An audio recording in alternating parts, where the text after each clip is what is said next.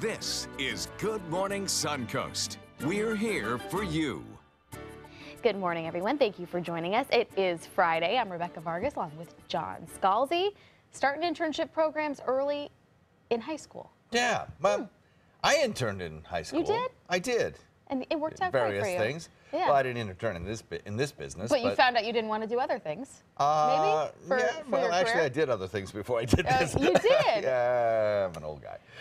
We have showers and thunderstorms not in this morning's forecast. That's the good news. Yeah. Plus, we have some nice weather, I think, for the weekend. We're watching a lot of tropical systems out there, so we'll continue to monitor that. Otherwise, pretty quiet for your morning commute, I think.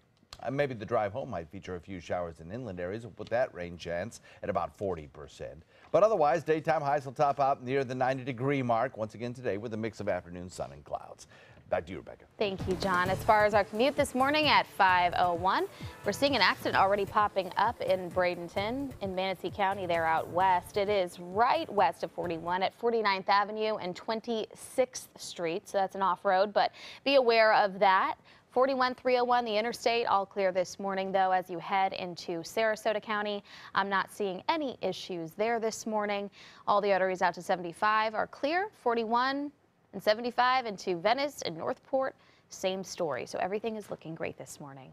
Well, topping our news this morning, a man convicted in the first human trafficking case in Sarasota County is set to be sentenced today. In June, 22-year-old Ronald McBride III was found guilty on 6 felony counts, including human trafficking. Last November, he coached and groomed a victim on how to trade her body for drugs and money. One night, the victim did not return, and when McBride had found her, he beat her with a gun. He now faces life sentence on 3 of his charges, which include human trafficking, sexual battery with a firearm, and false imprisonment. The victim is expected to speak during this sentencing today. The Selah Freedom Foundation and the Sarasota Police will also be in attendance. An undercover drug bust by the Sarasota Police Department leads to the arrest of 35 suspected dealers of drugs, including cocaine and heroin. Combined, the suspects have more than 300 previous felony convictions, and arrests were spread throughout the city. But the department also mentioned Pioneer Park as a major hotspot for drug activity. It is very frustrating to look and see that there are 35 individuals in our community that are dealing out on our street, even after we've warned them. I've warned them from almost the first day that I got here, is we're going to be targeting drug dealers in our communities. It's a felony. It is causing problems. This was a 5-month operation. Detectives hope arrests like these will ultimately lead them to catching the suppliers. Manatee County Sheriff's deputies continue to patrol areas near school bus stops, while the Manatee County School District says security teams are checking out the lighting and sidewalks along 20th Street East and 50th Avenue Drive East in Bradenton. That's where a 16-year-old student was nearly sexually battered by a male suspect on Monday morning as she walked to her school bus stop. The school district says the county would have to pay for any permanent improvements made there. Now, the girl was able to get away in this situation, but authorities are still looking for the suspect. In the wake of a series of layoffs in recent years, newsroom employees at the Sarasota's Herald Tribune have voted to unionize. It's only the second newspaper in the state to do so. ABC 7's Ray Collins has more on the changing landscape in the newspaper industry, both here and nationwide. It's so tense at times that we don't want to be celebrating too hard. Columnist Tom Lyons says some are happy and some are not inside the Sarasota Herald Tribune building. Management tried pretty hard to talk us out of this. They talked some people out of it, but at least 22 of us are really happy. Lyons is referring to the 22 newsroom workers who voted to form a union over the 16 who voted against it. You know, we can't prevent layoffs, honestly. That's a fantasy. I wish we could. You know, maybe we'll end up talking about, you know, unpleasant things like severance packages, but we'll be talking about something, and now we have the means to do it. But we are dealing with a corporate owner who seems like a faraway stranger, and we think the business plan has had way too much dependence on laying people off. That corporate owner is Rochester area-based Gatehouse Media. We reached out to newspaper management for a comment but got none. The publisher was quoted as saying to the Poynter Institute he's disappointed about the attempt to unionize. I'm not surprised at all, and if I were the publisher, I think I'd be saying exactly the same thing because I don't know what else I could say. ABC 7 business commentator Richard Stern says it's no secret the internet, a younger generation, and the Great Recession conspired against the newspaper industry. I think the fact that a lot of newspapers are trying now to take advantage of digital and trying to do anything to keep their franchises viable is laudable, but I'm afraid it's a little bit like the blacksmith. They don't know where their future will be, so try and take as much advantage of what might be available to them right now and worry about 5 years from now. But the reality is it's not going to get a whole lot better. And questions also remain about the future of this relatively new building. Lyons says it's so underutilized it appears they're going to move out and lease a few floors across the parking lot. Probably now it looks like we're going to be moving into that building over there. And yeah, that's just cutting back. You know, this building's bigger than we need. And the reason is we don't have very many journalists anymore. The only other union paper in the state is in Lakeland, and it is also owned by Gatehouse Media. In the newsroom, Ray Collins, ABC 7, your Suncoast News. The total amount of money the city of Sarasota could wind up paying for Commissioner Susan Chapman's lawsuit just keeps on climbing. The group Citizens for Sunshine is working through the 2nd District Court of Appeals in its challenge of Judge Brian Eiten's ruling. That ruling absolved Chapman of violating Florida's open government laws. The appeal will cost the city now between $35,000 and $50,000. The city has already spent roughly $353,000 on the lawsuit since 2013. Citizens for Sunshine accuses Chapman of violating state law by attending an October 2013 meeting of downtown merchants. A citizens' opinion survey recently showed us that the top concerns of Sarasota County residents continue to be population growth and development. Another new report indicates that growth may not stop anytime soon. According to the Sarasota Herald Tribune, the Florida 2070 report predicts that the county's population will grow by nearly 200,000 in 50 years, and that more than a third of Florida's land altogether could be developed by then. Sarasota is also included in the region of the state predicted to have the most development. This is all based on development trends. Families and businesses could soon be moving into Manatee County's old jail building on Manatee Avenue. After requesting submissions for proposals for the property, only one developer has submitted their plans. Proposals were due yesterday, and according to the Bradenton Herald, Connect Bradenton has submitted plans to the county to turn this jail into workforce housing aimed more towards young professionals. There could also be room for some commercial development as well. County officials will review the proposal, but there is currently no timeline set for the project. Meanwhile, Manatee County commissioners have come up with a new budget for the upcoming fiscal year. According to the Bradenton Herald, the $579 million budget was adopted in a unanimous vote last night. Nearly 30% of the budget will go to public safety, which will include more personnel at the sheriff's office and public safety department. 20% will be held in reserve for emergencies, and the millage rate will remain the same as well. A student at Sarasota Montessori School was removed from the school after administrators say his parents were making threats and harassing other parents online. But the student's parents say the school was out of line for removing their child. ABC 7's Christopher Brantley looks into it. Excuse me, the dismissal was to you and your Mr. Buck, not to your son. Unfortunately really? So affected. my son welcome? Sparks flew at a board meeting at the Island Village Montessori School Thursday morning. The heated argument all centered around Connor Buck's dismissal from the school's Sarasota campus off Clark Road. At the beginning of the school year, Connor's parents Jeffrey and Jennifer Buck raised concerns about the new principal's policy not allowing parents to walk their kids to class. She was concerned about the security setup of the campus. When she started talking with the educators out there, they all kind of expressed the same type of concern.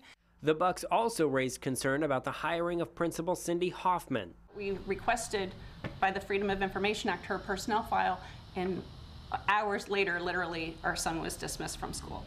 But the school says Connor Buck was dismissed after his parents made a series of posts on social media. There was just some really, what we felt, threatening behavior from this family, and also instances of cyberbullying.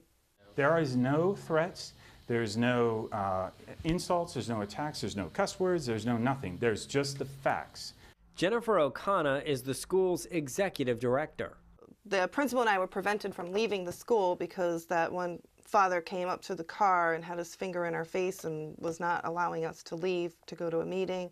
Several parents emailed the school about the online posts, one saying that hostility has intensified to a level that puts me in fear. But the Bucks say they've never been hostile.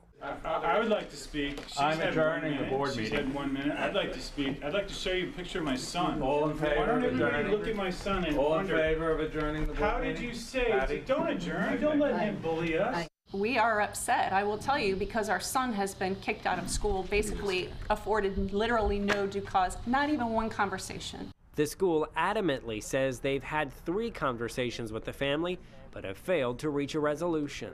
Christopher Brantley, ABC 7, your Suncoast News. At Booker High School, a new paid internship program is aiming to help select students with career training. Under the Gamma internship program, 5 students will between the ages of 14 and 18 will work as apprentices at the local companies.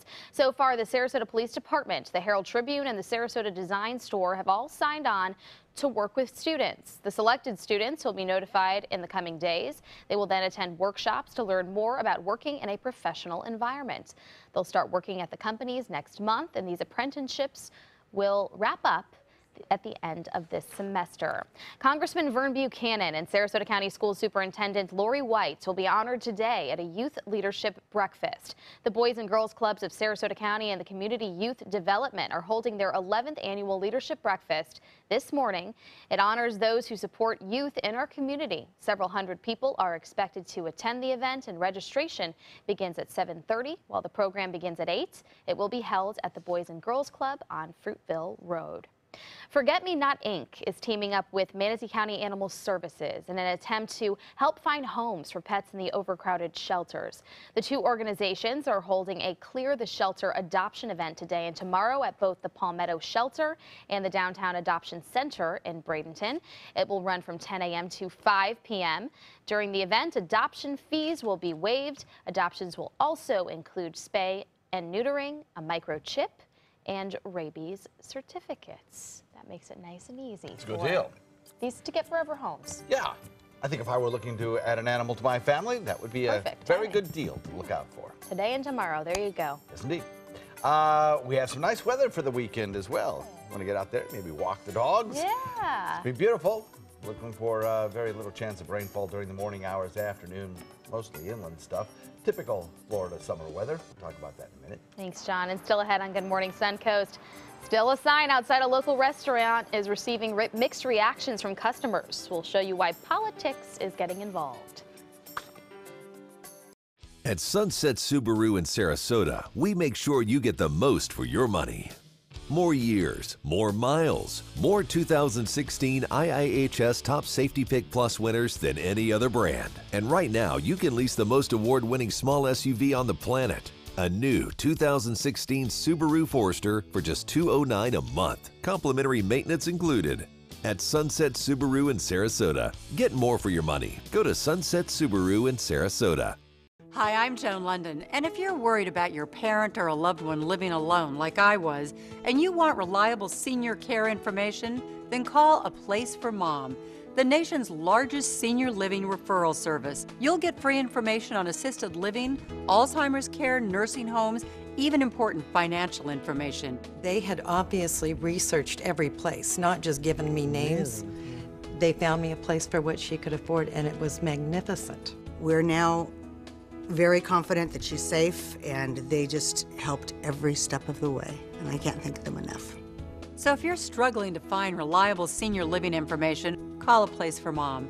This is a free service, and you can trust them to help you. Call right now to get your free Senior Care Compass ebook. Find out about the 5 best-kept secrets on financing senior care and assisted living. Call now, 800-290-0352. 800-290-0352. They took that stress and that tension when I was particularly feeling very bad after that nasty car accident, and it was such a relief to know that I didn't have to bear that burden alone, that I had help. Our goal is to not just get a satisfactory settlement on their case. We want them up on their feet, happy again. They've gotten their life back. Welcome to the all-new Seymour Buick GMC on the island of Venice. Seymour smiles. Seymour quality selection of new and pre-owned vehicles. Seymour for your trade.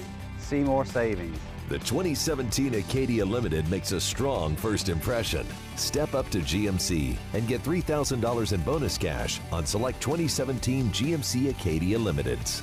Seymour now at Seymour Buick GMC on the island of Venice. Go to SeymourBuickGMC.com.